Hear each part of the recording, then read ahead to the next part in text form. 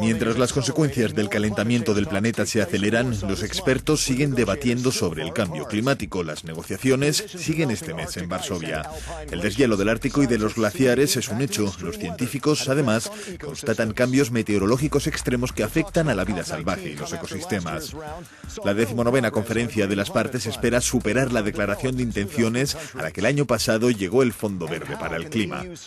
¿Conseguirá la Unión Europea alcanzar su objetivo de reducir en un 20% las emisiones de dióxido de carbono en 2020?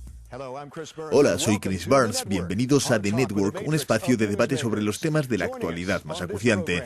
Nos encontramos en el Parlamento Europeo, en Bruselas. Bas Eickhout, del Grupo de los Verdes y miembro de la Comisión de Medio Ambiente. Desde Bonn, Cristiana Figueres, con una larga carrera dentro de la Convención Marco de Naciones Unidas sobre el Cambio Climático, lidera las conversaciones actuales.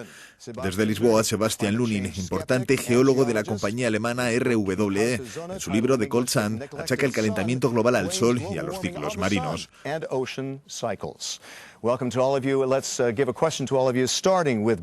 Bienvenidos, comenzamos con usted, Bas. El alza de 2 grados de temperatura sería la gota que colma el vaso. ¿Se trata de un riesgo real o cree usted que se está exagerando? Bueno, en primer lugar, si no hacemos avanzar las cosas, estas conversaciones serán un fracaso más y ese aumento de 2 grados será inevitable. Bien, pero ¿ese es el verdadero problema? Ese es el principal problema porque en el pasado la Tierra ha soportado una temperatura mayor. Ahora, con 7.000 millones de habitantes, no ha experimentado ese aumento. No creo que debamos jugar con esto. Cristiana, ¿se trata de un riesgo demasiado grande a partir del cual todo cambiaría? Nos encontramos en una encrucijada. Podríamos continuar funcionando como de costumbre, lo que nos llevaría a ese alza de las temperaturas, o deberíamos tomar la decisión de intentar mantenernos por debajo de esos 2 grados. Y eso es lo que estamos haciendo con la Convención Marco de Naciones Unidas sobre el Cambio Climático, definir esa colaboración necesaria entre los países para evitar ese aumento de las temperaturas. Bien, Sebastián, demasiada preocupación. ¿Qué piensa?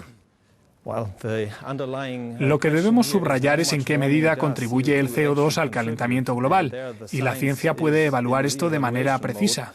En el pasado pensábamos que el CO2 era una de las causas del calentamiento global, y muchos estudios científicos han mostrado que el dióxido de carbono no contribuye realmente al calentamiento del planeta.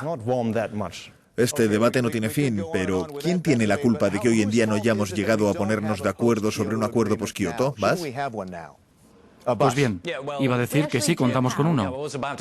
Sí que existe un acuerdo, tenemos el post-Kioto.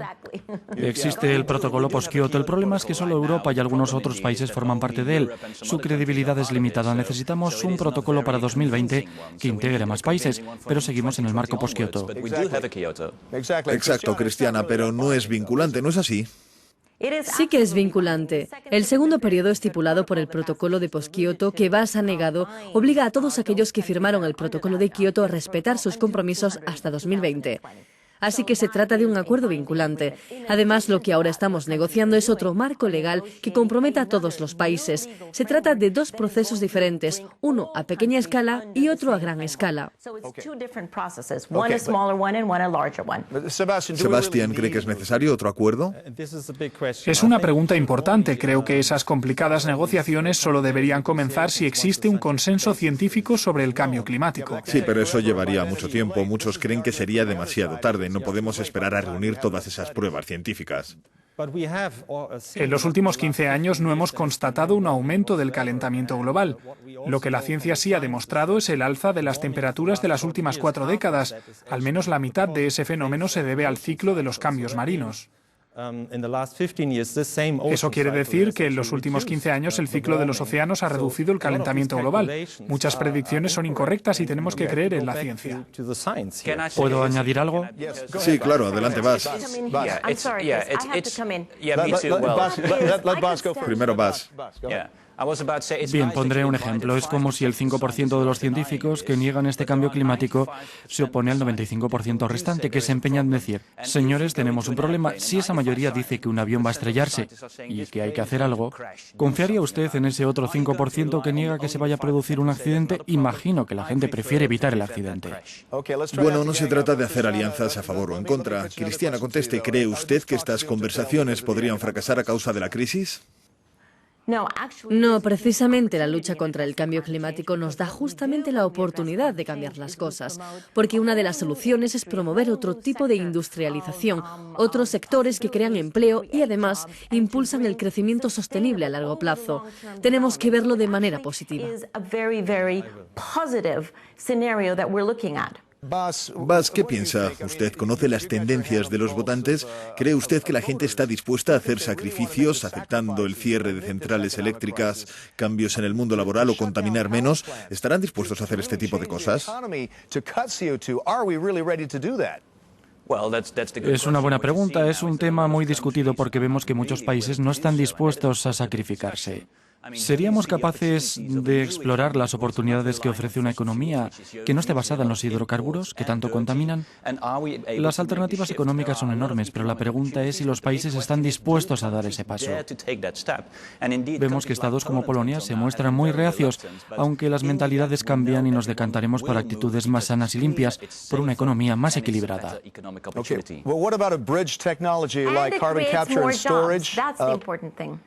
Sebastián, ¿qué piensa del almacenamiento a largo plazo de emisiones de CO2? ¿Sería una solución viable? Tengo mis dudas. Como geólogo debería seducirme la idea. Aún desconocemos el peligro potencial del almacenamiento del dióxido de carbono. Puede que si lo enterramos no sea muy nocivo. Pero quiero decirle algo a Bas. No estoy negando el efecto del CO2 en el calentamiento global. Lo que yo y los coautores de mi libro decimos es que la temperatura global solo aumentará 1 grado de aquí a finales de siglo.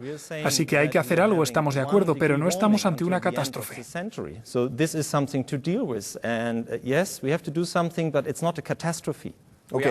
Actualmente las temperaturas han aumentado 8 décimas. 1 grado más significaría rozar casi esos 2 grados al final de este siglo. Así que sería mejor que hiciéramos algo. Cristiana, ¿no deberíamos focalizarnos en el ahorro energético? Si las temperaturas aumentan sin que prospere la cooperación entre países, ¿por qué no minimizar los efectos del calentamiento global? La denominada adaptación al alza de las temperaturas. Usted habla de adaptarse, tenemos que hacer ambas cosas. La mitigación es importante, tenemos que invertir la curva de las concentraciones de gases de efecto invernadero que no cesa de aumentar. Debemos conseguirlo en esta década para comenzar a bajar los niveles hasta reducir a 0 nuestras emisiones en la segunda mitad de este siglo. Y al mismo tiempo los países deben comenzar a adaptarse a estos cambios que ya son inevitables. Última pregunta, el tiempo se escapa. ¿No creen que malgastamos nuestro dinero en una cumbre climática que no llevará a nada? ¿O creen que Varsovia significará un paso hacia adelante? Bas.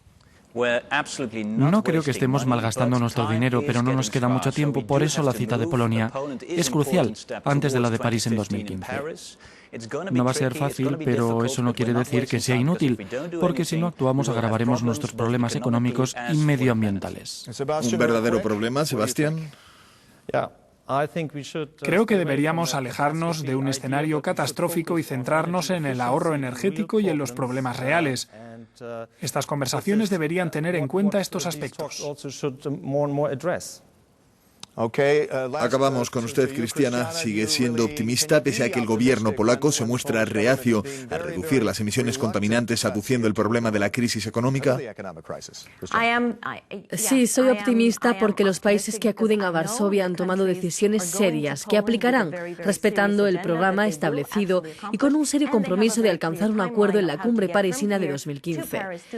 También confío no solo en los gobiernos que están tomando estas decisiones, sino en el sector privado y en el sector financiero, la banca.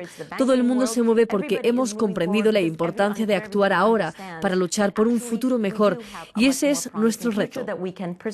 Cristiana, gracias. No nos queda más tiempo. Despedimos a nuestros invitados, Bas Eickhout, Cristiana Figueres y Sebastián Lunin. Soy Chris Barnes y gracias por estar con nosotros en The Network.